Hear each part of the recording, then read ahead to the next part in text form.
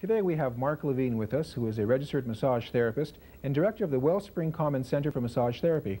Welcome, Mark. He's also a craniosacral therapist, and today he's going to tell us all about craniosacral therapy. Craniosacral therapy, big words. What does it all mean? Well, it's a good question. Craniosacral therapy is an extremely gentle, non-invasive, manipulative technique that addresses the craniosacral system. So in order to understand what craniosacral therapy is, I should explain first why we use very, very gentle forces. There's an old story from Aesop, says that the sun and the north wind had a bet who could make a man take his coat off first. And the north wind tried first, and the man drew his coat around him and held on and held on and held on, and the wind blew him around, but he never took his coat off. The sun came out and just started beaming, and eventually the man took his coat off. And the logic is that if we are gentle enough and don't elicit any of the protective muscle responses that a lot of bodywork systems do, then we can do a great deal more deep work. As an example of that, I have some cornstarch in water, and if you look at it, it's mixed at a semi-solid, and our connective tissue system, or our fascia, is very much like this and has properties very similar to this. So if I poke at it, it's quite hard. I can't actually get my finger in if I push really hard. But if I let my finger go very slowly into it, it just keeps sinking in and in and in. And it takes time, but it's much more effective than pushing really hard. So when you said fascia, you're relating to muscle? No, not exactly. The fascia, the fascial system, if I can have that, is connected intimately with our muscular system, but it's not identical with it. The red part is our muscles. The white part is the areas of our fascia that have congealed or have condensed into ligaments and tendons. They're the holding elements of our body. The fascia is throughout our entire body, and if we were to take our muscles out, take our bones out, take our nervous system out, everything except the fascial system, we would have an almost identical picture of us. It's a very, very intricate three-dimensional web that goes right from our feet to the top of our head. There is a very intimate connection between this outer body fascial system and the fascia of our craniosacral system, and that's what I'd like to talk a little bit more about. The forces, the very light forces that we use, are about the weight of a nickel. And that's very light. It's extremely light. But held over a long period of time, you can find that there is an effect. In fact, if you ever wanted to try, you could just, when you're very relaxed in bed, put a nickel on your forehead and just wait for about a minute, 2 minutes, 3 minutes, and see what it feels like, because it actually starts to get like it feels heavier and heavier and heavier. And if you put it on certain areas of your head, you may feel like it's starting to move things in different directions. So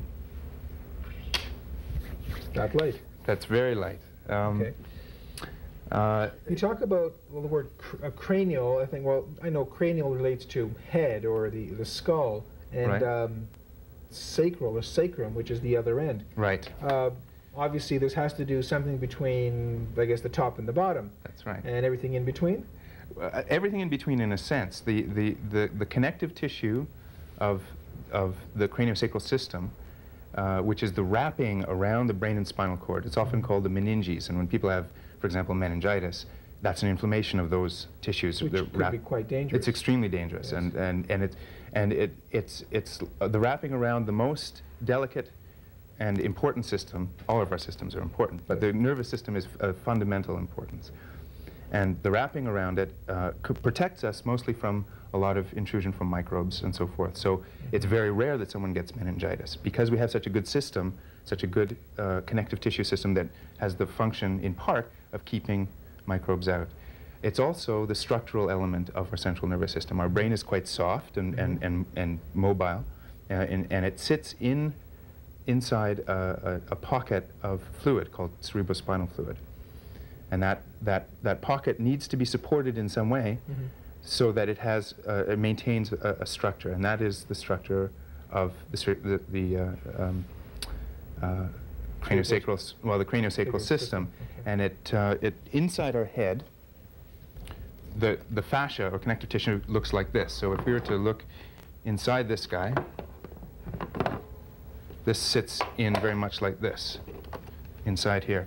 So this is at the bottom where the spinal cord comes out, and this divides the left and right hemisphere, and this divides the top part of our brain from the bottom part of our brain. So it almost looks like walnut. It's remarkably like a walnut. That's a good example. I had not thought of that. So these are the only areas at the top where it's connected. It's completely free all the way down the spine until we get to the sacrum. Yeah, you can hold that. This is the sacrum. Okay. This is the tailbone.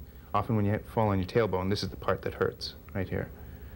And you can see it on this plastic model here at the back.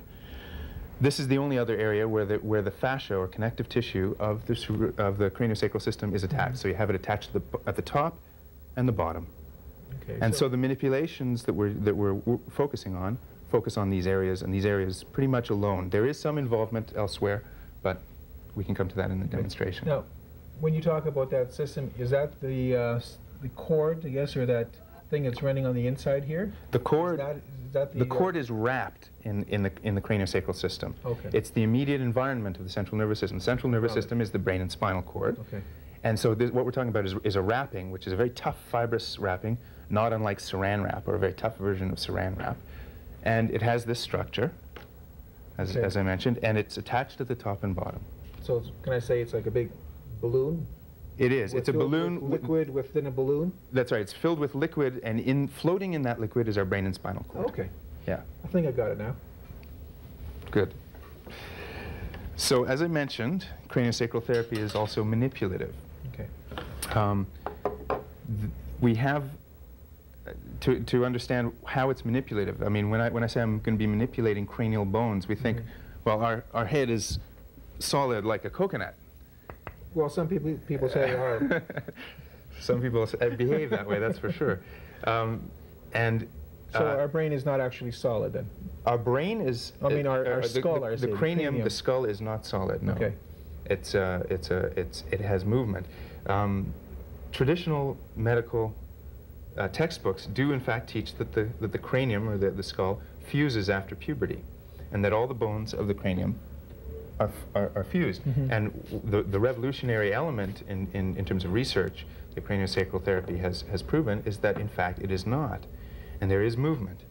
So we can get a closer look at that. Yeah. Now, what you brought here, I think we should mention, is that this is a real human skull. This is a real human skull. It's not a This is not a plastic model. This was an adult male, and this skull was lent to me by a friend. I have the privilege of borrowing it. Okay. And you're going to be showing us those little serrations there? These serrations are called sutures, or these are joints. In the exact same way that we have joints throughout the rest of our body, we have joints in the bones of our cranium. These joints, as I mentioned, are not fused. There is an extremely small amount of mobility to them. And in fact, if you look very closely, you can see that there is some mobility. They're coming apart. They're coming apart. So they're spreading, yeah. And you can see it in here. Oh, yes. On the inside, there. It's easy for me to show you here because this is a very movable area. Yeah. The same mobility happens in the rest of the cranium. And all the cranial bones, there are quite a number of them. And the bones of the mouth, including teeth and the upper part of the palate. Yes. And the mobility of these bones is what determines the health of our craniosacral system. Okay. So that's one element of craniosacral therapy, is making sure that the sutures, or that the bones between, or the joints between these bones have mobility. The second part of it is making sure that the fascia, or connective tissue, which sits inside, is not scarred or limited or restricted in its motion.